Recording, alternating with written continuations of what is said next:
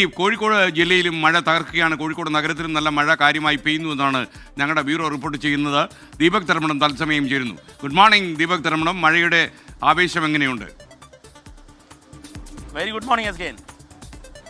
S K N കനത്ത മഴയായിരുന്നു, പക്ഷേ ഇപ്പോൾ ഒരു ഇടവേള കിട്ടിയിട്ടുണ്ട്. നമുക്ക് മോർണിംഗ് ഷോന് വേണ്ടിയാണെന്ന് തോന്നും. വലിയ രീതിയിൽ മഴ പെയ്തു. 5 പഞ്ചായത്തുകളിൽ വെള്ളക്കെട്ടുകളുണ്ടായി. അത് മാവൂര്, കൊടിയത്തൂർ, പെരുമണ്ണ, ചാത്തമംഗലം, പെരുവയൽ ഇത്രയും മേഖലയിലാണ് വെള്ളക്കെട്ടുണ്ടായത്. മാത്രമല്ല ഈ മാവൂർ പഞ്ചായത്തിലെ 3 കുടുംബങ്ങളെ മാറ്റിപ്പാർപ്പിക്കേണ്ടി വന്നു. അവർ ഇരുവഞ്ഞിപ്പുഴയിലും അതുപോലെ തന്നെ ചെറുപുഴയിലും വെള്ളം കയറിയിട്ടുണ്ട്. ഈ മാറ്റിപ്പാർപ്പിക്കുന്നവരുടെ ആ ഒരു ദയനീയമായ അവസ്ഥയാണ്. അവർ കിടക്കയും തലയണയൊക്കെ ആയിട്ട് പോകുന്ന കാഴ്ചയാണ് നമ്മൾ കാലത്ത് തന്നെ കാണേണ്ടി വന്നത്. എസ് കെ എൻ, മലയോര മേഖലയിൽ ജാഗ്രത പാലിക്കാനുള്ള നിർദ്ദേശമുണ്ട്. കാരണം കനത്ത മഴയാണ്. പിന്നെ കക്കയം ഡാമിലെ ജലനിരപ്പ് ഉയരുന്നുണ്ട്. അവിടെ ഓറഞ്ച് അലേർട്ടാണ്.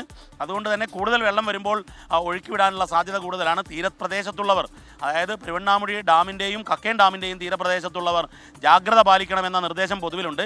ജില്ലാ ഭരണകൂടം ഈ മലയോര മേഖലയിലുള്ളവർക്ക് ജാഗ്രതാ നിർദ്ദേശം നൽകിയിട്ടുണ്ട്. എസ് കെ എൻ, കോഴിക്കോട് നഗരത്തിലെ ഒരു ഭീകരാവസ്ഥ നമ്മൾ കാണിക്കുകയാണ്. നമ്മുടെ ക്യാമറാമാൻ മുനീഫ് ഒന്ന് പാൻ ചെയ്താൽ കാണാം. ഇതാ വളരെ ദയനീയമായൊരവസ്ഥയാണ് കോഴിക്കോട് നഗരത്തിൽ.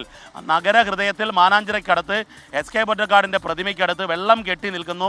എത്രയോ ദിവസങ്ങളായി ഇത് ഒഴുക്കിവിടാൻ വേണ്ടിയുള്ള ഒരു നടപടിയും കോർപ്പറേഷൻ അധികൃതർ ചെയ്തിട്ടില്ല എന്നുള്ളതാണ്. ഇതുകൊണ്ട് സ്വാഭാവികമായി ഉണ്ടാകുന്നത്, ഇത് കോഴിക്കോട് നിന്നും കണ്ണൂരേക്കുള്ള സംസ്ഥാന പാത കൂടിയാണ്. സ്വാഭാവികമായും ഇത് ഈ റോഡ് തകരാനുള്ള ഇടയാക്കും. ഈ ഇരുചക്ര വാഹനങ്ങളിൽ പോകുന്നവർക്ക് വലിയ ബുദ്ധിമുട്ടാണ്. ഇപ്പോൾ അതാ തത്സമയ ദൃശ്യങ്ങളിൽ കാണുന്നത് ഒരു സിറ്റി ബസ് പോകുന്നതാണ്. സിറ്റി ബസ് വെള്ളത്തിലൂടെ ഇങ്ങനെ പോവുകയാണ്. ഇത് കാൽനടക്കാർക്ക് വലിയ പ്രതിസന്ധി ഉണ്ടാക്കുകയാണ്. കാരണം നടന്നു പോകാൻ ഇതിലെ പറ്റില്ല എസ് കെ എൻ. കാരണം ഫുട്പാത്തിൽ ഉൾപ്പെടെ വെള്ളം കയറിയിരിക്കുകയാണ്. ഇത് നിരന്തരമായി ഉണ്ടാകുന്ന ഒരു പ്രശ്നമാണ്.